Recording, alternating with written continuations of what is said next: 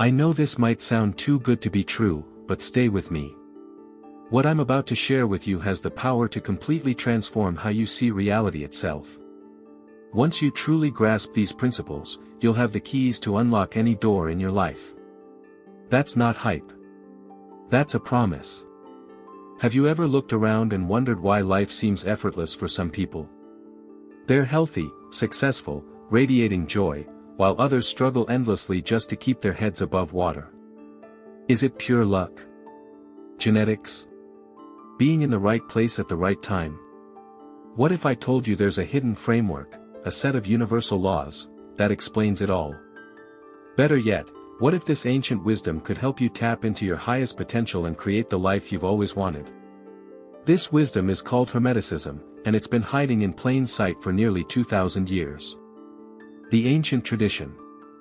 Hermeticism emerged from ancient Egypt around the 1st or 2nd century AD. It's based on the teachings of Hermes Trismegistus, a mythical figure whose name literally means, thrice great Hermes. He was considered the messenger of the gods and the keeper of all sacred knowledge.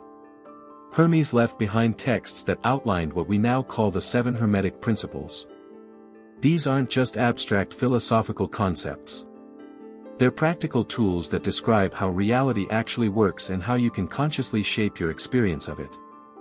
Throughout history, these principles have influenced countless esoteric traditions: alchemy, astrology, Kabbalah, Rosicrucianism, Freemasonry, and more.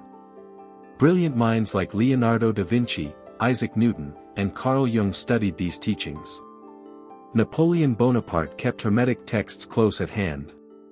These weren't people chasing fantasies. They recognized something profound in these principles. Today, Hermeticism is experiencing a renaissance. More people than ever are discovering that these ancient laws offer practical guidance for navigating modern life. So let's dive into each principle and explore how you can apply them starting today. Principle 1: Mentalism. The first principle states, "The all is mind, the universe is mental." This is the foundation of everything else. It means that all of reality, everything you see, touch, taste, and experience, originates from a single universal consciousness. Some call it the all, the source, the divine mind, or simply God. Whatever name you prefer, the essential truth is this: everything exists first as thought, as mental energy. Here's where it gets personal: your individual mind is part of this universal mind. You possess the same creative power. Your thoughts aren't just fleeting electrical impulses in your brain, they're the actual substance from which your reality is built. What you consistently think and believe becomes your lived experience. Let that sink in for a moment. You're not a passive observer of life. You're an active creator.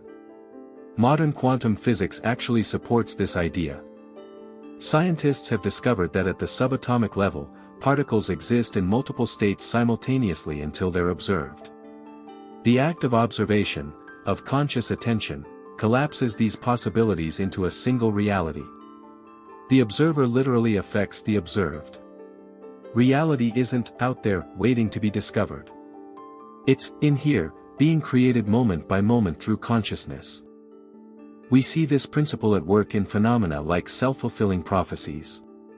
If you genuinely believe you'll fail at something, you unconsciously sabotage yourself, studying less, giving up earlier, interpreting setbacks as confirmations. Your belief creates your reality. The placebo effect demonstrates the same principle.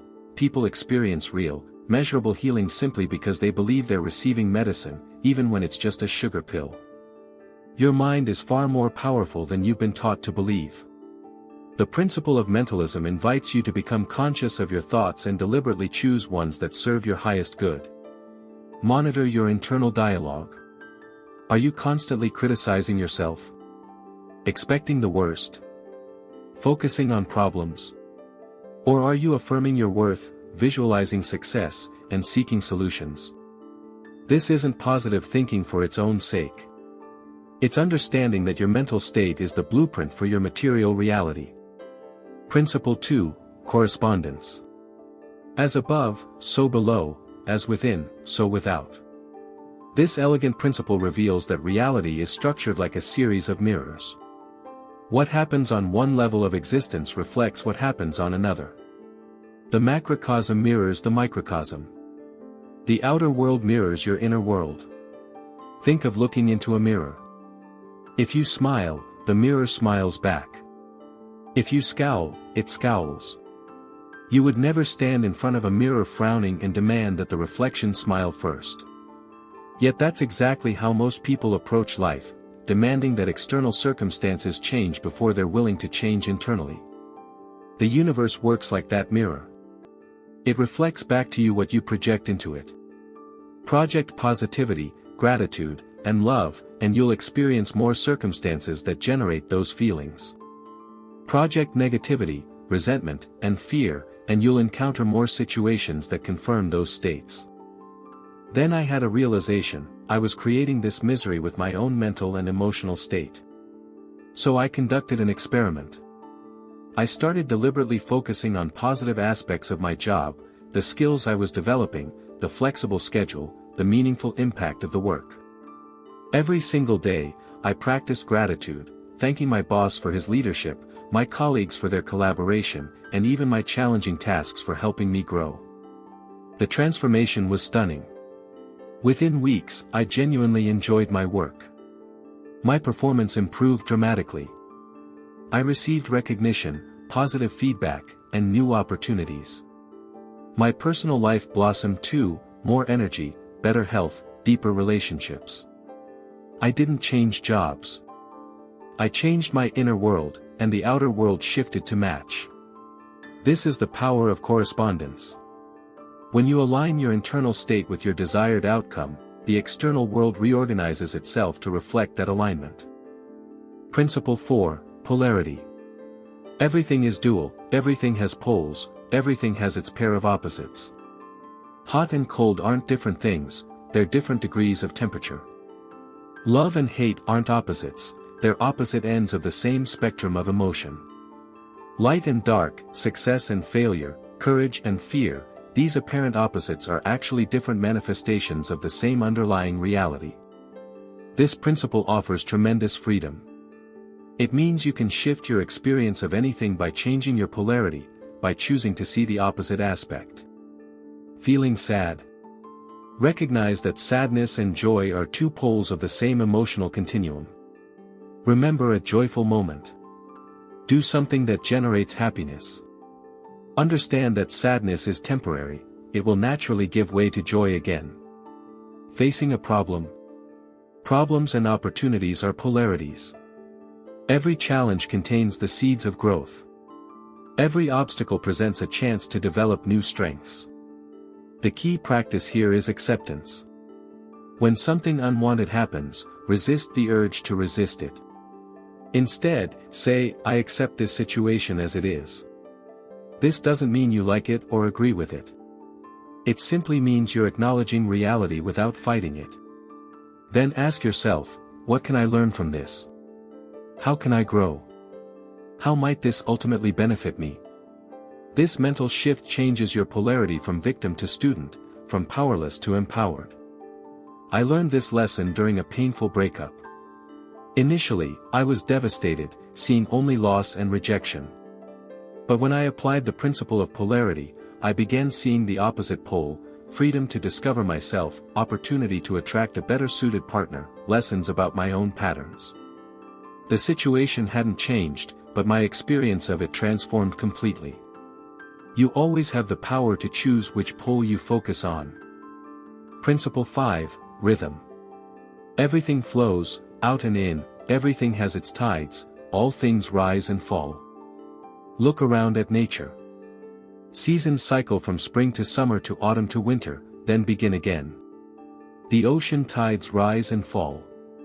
The moon waxes and wanes. Day gives way to night, gives way to day again. This rhythmic motion governs everything, including your personal experience. You'll have periods of high energy and periods of fatigue. Times of inspiration and times of creative drought. Phases of productivity and phases of rest. This isn't failure or weakness, it's natural law. The mistake most people make is resisting the downswing. When energy wanes or motivation drops, they panic, push harder, or judge themselves harshly. This creates suffering. The wisdom is to work with the rhythm, not against it. During upswings, take inspired action. Create, produce, express, and engage fully.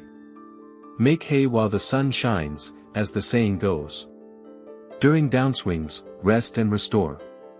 Reflect, integrate lessons, plan for the next upswing. Use these periods for inner work rather than outer achievement. Athletes understand this. They don't train at maximum intensity every single day. They incorporate rest days and recovery periods because that's when muscles actually grow stronger. The same principle applies to all aspects of life. When you honor the natural rhythm, you eliminate resistance. You stop exhausting yourself swimming against the current. You learn to ride the waves instead of fighting them. Principle 6, Cause and Effect. Every cause has its effect, every effect has its cause. Nothing happens by accident. Every outcome you experience is the effect of specific causes. You might not always see the connection, but it exists. This principle appears in various forms across cultures: karma in Eastern philosophy, you reap what you sow; in Christianity, Newton's third law; in physics. The message is universal: actions have consequences. This applies across all levels of existence. Your thoughts cause your emotions. Your emotions influence your actions. Your actions produce your results. Your results shape your life circumstances. Consider the butterfly effect. A butterfly flapping its wings in Brazil might contribute to a tornado forming in Texas. Small causes can produce large effects because everything is interconnected. Your daily habits are causes. Your current life situation is the effect. If you habitually exercise, eat nutritiously, and get adequate sleep, you'll likely enjoy good health. If you habitually criticize others, complain, and focus on problems, you'll likely experience conflict and dissatisfaction. The empowering aspect of this principle is that you're not a victim. You're not at the mercy of random chance. You're the cause setter. By consciously choosing your thoughts, emotions, and actions, you can create specific effects in your life. Want different results? Examine the causes, your habitual thoughts and behaviors. Change the causes, and the effects must change. Principle 7, Gender. Gender is in everything. Everything has its masculine and feminine principles. This principle has nothing to do with biological sex or social roles. It refers to two fundamental energies that exist in everyone and everything, masculine and feminine. Masculine energy is active, assertive, logical, analytical, and goal-oriented. It's about doing, achieving, building, and penetrating. Feminine energy is receptive, intuitive, creative, emotional, and process-oriented. It's about being, feeling, nurturing, and allowing. These energies correspond to the ancient concepts of Yang, masculine, and Yin, feminine. Yang is light, hot, hard, outward, and upward. Yin is dark, cool, soft, inward, and downward. Neither is superior. Both are essential. Most people are imbalanced, overdeveloped in one energy and underdeveloped in the other. Our culture tends to overvalue masculine energy, constant productivity, logical thinking, goal achievement, while devaluing feminine energy, rest, intuition, emotional wisdom, creative flow. True power comes from integration. You need masculine energy to set goals, make plans, and take action. You need feminine energy to receive inspiration, trust intuition, and allow things to unfold naturally. If you're stuck in masculine energy, you might be exhausted from constant striving, disconnected from your emotions, and wondering why life feels so hard despite all your effort. Cultivate the feminine, rest more, listen to your intuition, practice receptivity, engage in creative activities without attachment to outcomes. If you're stuck in feminine energy, you might have beautiful visions but struggle to manifest them, drifting without clear direction. Cultivate the masculine, set concrete goals, create structured plans, take decisive action, develop logical thinking. Balance these energies within yourself, and you become whole. You can dance between doing and being, thinking and feeling, giving and receiving. This internal conclusion.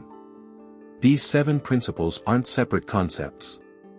They're different facets of a unified understanding of how reality works. Master them, and you master life itself. Start applying them today. Watch your thoughts. Align your inner world with your desired outer world. Raise your vibration. Choose your polarity. Honor rhythm. Set conscious causes. Balance your energies. The universe is far more responsive to your consciousness than you've been taught. You're not a helpless passenger. You're the driver, the artist, the architect of your experience. The ancient masters knew this truth. Now you do too. The question is, what will you create?